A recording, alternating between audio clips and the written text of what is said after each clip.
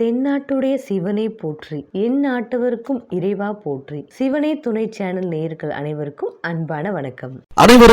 அன்பான வணக்கம். இந்த நிகழ்ச்சியில் நாம் இந்த 2024ஆம் ஆண்டின் தமிழ் புத்தாண்டு ராசி பலனை பார்க்கலாம். மங்களகரமான ஸ்ரீ குரோதி வருடம் பிறப்பு இந்த சோபகிருது ஆண்டில் பங்குனி மாதம் 31ஆம் நாள் சனிக்கிழமை 13/4/2024 சுக்லபட்சம் சஷ்டி திதி மிருகசீரிஷம் நட்சத்திரம் சித்த யோகம் கூடிய சுபயோக சுப தினத்தில் சூரியன் உதயாதி நாழிகை அதாவது இரவு 8:10க்கு விருச்சிக லக்னம் மிதுன ராசியிலும் மிருகசீரிடம் 3ஆம் பாதத்திலும் இந்த குரோதி வருடம் பிறக்கின்றது. பிறக்கும் போது செவ்வாய் மகாதிசை இருப்பு 2 வருடம் 7 மாதங்கள் 16 நாட்கள். இந்த குரோதி வருடம் முழுவதும் மழை குறைவாக இருப்பதும் எதிர்பாராத நேரத்தில் அதிக மழை நீர் சேமிப்பின்றி கடலில் கலக்கும் நேரும். இந்த ஆண்டு மத்திய மாநில அரசுகள் பல சட்டத்திட்டங்களை நிறைவேற்ற நேரும். ஆன்மீகம் நன்றாக வளரும். யோகா வகுப்புகள் நடத்துபவர்களுக்கு தொல்லைகள் ஏற்படும். மருத்துவம், தானியம், காய்கனி, மளிகை, உணவு விலை அதிகரிக்கும். காவல்துறையில் பல மாற்றங்கள் ஏற்படும். அரசியலிலும் பல புதிய மாற்றங்கள் ஏற்படும். பொதுமக்களிடையே பணப்புழக்கம் அதிகம் இருக்காது. பொருளாதாரத்தில் சிறப்பு குறைவு. சித்த மருத்துவத்தில் தமிழ்நாடு முதலிடம் வகிக்கும். இந்த ஆண்டு ராஜா செவ்வாய் ஆனதால் உலகில் உள்ள நன்சை புன்சை நிலங்களுக்கு நல்ல உயர்வான வளர்ச்சி கிடைக்கும். குரோதி வருஷத்தில் மந்திரி சனி ஆனதால் மக்களுக்கு கடுமையான நோய்கள் ஏற்பட்டு பீதி உண்டாகலாம். மழை குறையும். தொழில் வளர்ச்சி அடையும். தொழிலாளர்கள் கை ஓங்கி இருக்கும். குழந்தை மனமும் எதையும் வெகுளியாக நம்பும் குணமும் கொண்ட கன்னிராசி அன்பர்களே, உங்களை பொதுவாகவே அனைவருக்குமே பிடிக்கும். உங்களின் கண் பார்வையே அனைவரையும் எளிதில் கவரும். உங்களின் பேச்சும் எளிதாக பிறரை வசப்படுத்தும். எதையும் தீர்க்கமாக ஆராய்ந்து முடிவு எடுப்பதில் நீங்கள் வல்லவர்கள். உங்களின் வெற்றி என்பது அவ்வளவு எளிதில் உங்களுக்கு கிடைத்து விடாது. எதிலும் போராட்டம் என்பது இருக்கும். வாழ்வில் படும் கஷ்டங்களை யாரிடமும் எளிதில் கூற மாட்டீர்கள். அதனாலேயே உங்களின் நண்பர்களே உங்களை புரிந்து கொள்வதில் சிரமப்படுவார்கள். அறிவில் சிறந்த புதனை அதிபதியாக கொண்டவர் நீங்கள். ஆகையால் திறமையுடன் கூடிய புத்திசாலித்தனமும் கூடுதலாக உங்களிடம் இருக்கும். இருந்தாலும் எப்போதும் இவற்றை மற்றவர்களுக்கு காட்டவும் விரும்ப மாட்டீர்கள். மற்றவர் இவற்றை அறிந்து உங்களை புகழ்வதும் உங்களுக்கு பிடிக்காது. எப்போதும் உங்களின் வாழ்வில் வெற்றி தோல்வி என்பது சகஜம் என நிதானமாக இருப்பதில் வல்லவர் நீங்கள். ஆகையால் தோல்வி என்பது அதிகமாக இருக்காது. கன்னி ராசிக்காரர்களை பொறுத்தவரையில் பிறரை எளிதில் தன் வசம் செய்யும் திறன் இருக்கும். அதுவும் எதிர்பாலினத்தவர்களை கவர்வதில் தனித்திறன் இருக்கும். இதனாலேயே அதிக காதல் வசப்படுவதும் உண்டு. அதிக காதல் திருமணம் செய்வதும் கன்னிராசிக்கே முதலிடம். ரகசியம் என்பது உங்களுக்குள் அதிகம் இருக்கும். இருந்தாலும் என்றுமே வெளியில் எளிதில் வராது. அது மகிழ்ச்சியாக இருந்தாலும் வருத்தமாக இருந்தாலும் பொருந்தும். வரவு செலவில் அதிக கவனம் செலுத்துவீர்கள். கடன் எளிதில் வாங்க மாட்டீர்கள். உதவுவதில் முதன்மை குணம் உண்டு. சேமித்த பணம் உதவிக்கு தருவதும் உண்டு.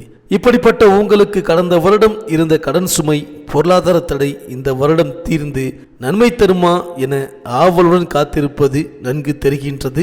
இந்த குரோதி வருடம் தமிழ் புத்தாண்டு வாழ்த்துக்களை கூறிக்கொண்டு இந்த புத்தாண்டின் கிரக நிலைகளையும் அறிந்து அவை தரும் பலன்களை அறியலாம். கன்னியா ராசிக்கு தமிழ் புத்தாண்டு ஆரம்பத்திலேயே உங்கள் ராசியில் கேது பகவான் நின்று ஞானத்தை தரப்போகின்றார் என்பதை காட்டும் வேளையில் மற்ற கிரக நிலைகளையும் பார்க்கலாம். உங்கள் ராசிக்கு 6இல் செவ்வாய் மற்றும் சனி, 7இல் புதன், சுக்கிரன் மற்றும் ராகு, 8இல் சூரியன், குரு. இப்படிப்பட்ட கிரக நிலைகளே உங்களுக்கான வருட பலன்களாக தீர்மானிக்கின்றன. தற்சமயம் கன்னிராசிக்கு 8இல் இருக்கும் குரு பகவான் வருட ஆரம்பத்தில் அதாவது 1/5/2024 அன்று 9ஆம் இடமான ரிஷபத்திற்கு பெயர்ச்சி ஆகின்றார். அது முதல் நீங்கள் பட்ட வேதனைகள் சோதனைகள் நீங்கி நல்ல மாற்றம் வரும் என்பதில் எந்த மாற்று கருத்தும் இல்லை. ஓடிப்போனவனுக்கு 9இல் குரு என்பார்கள். அதற்கு ஏற்ப உங்களுக்கு நல்ல நல்ல மாற்றங்கள் உருவாக போகின்றது. சனி பகவான் உங்களின் ராசிக்கு 6ஆம் இடத்திலேயே இந்த வருடம் முழுவதும் இருந்து பலன் தர இருக்கின்றார்.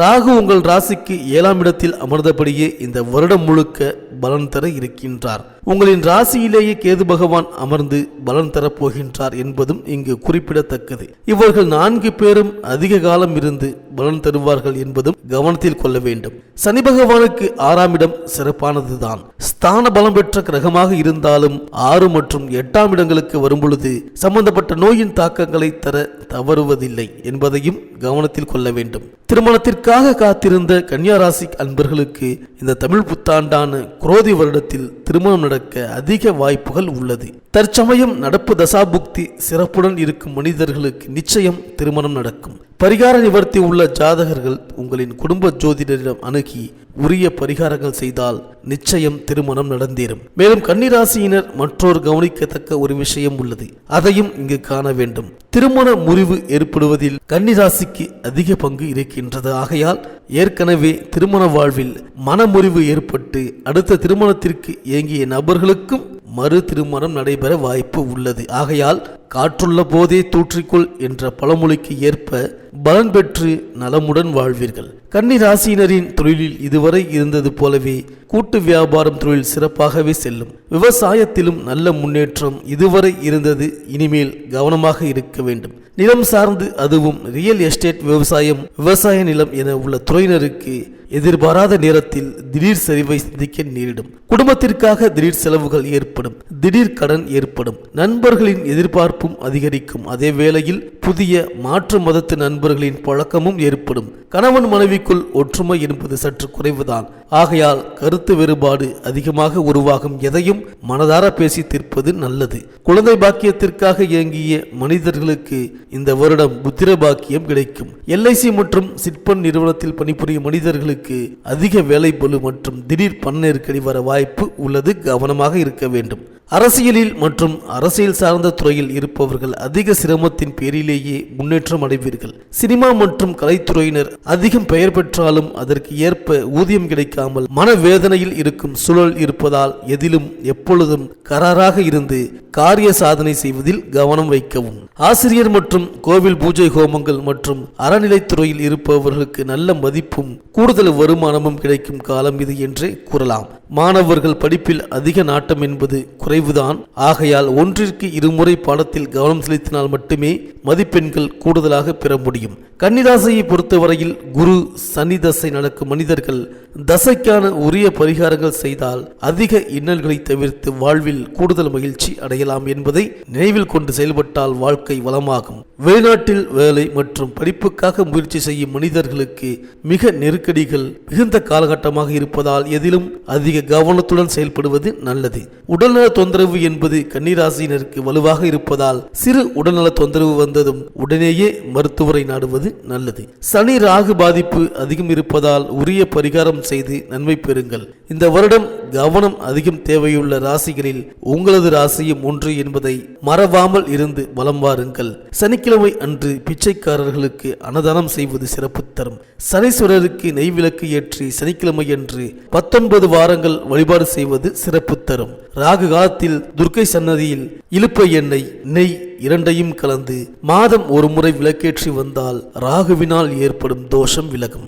48 நாட்கள் ராகு காலத்தில் ஏழைகளுக்கு முடிந்த அளவு அன்னதானம் செய்வது சிறப்பு தரும். பிடிச்சிருந்தா லைக் பண்ணுங்க, உங்க நண்பர்களுக்கு ஷேர் பண்ணுங்க, மறக்காம சப்ஸ்கிரைப் பண்ணுங்க, பக்கத்தில் இருக்கிற பெல் ஐக்கானை கிளிக் பண்ணுங்க.